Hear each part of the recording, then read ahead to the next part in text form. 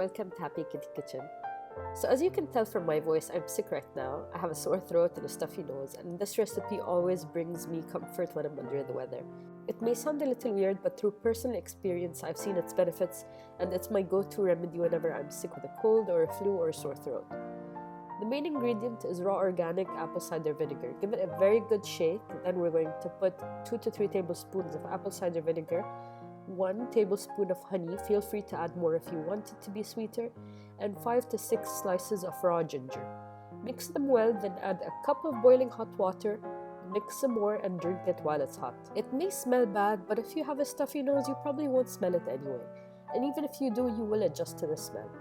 The heat and the sting from the ginger and vinegar will soothe your sore throat, and your sinuses will definitely open up from the strong vinegar aroma.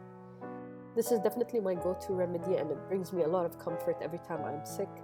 So give it a try whenever you get sick. Hopefully you don't, but we're human and it happens. And let me know what you think.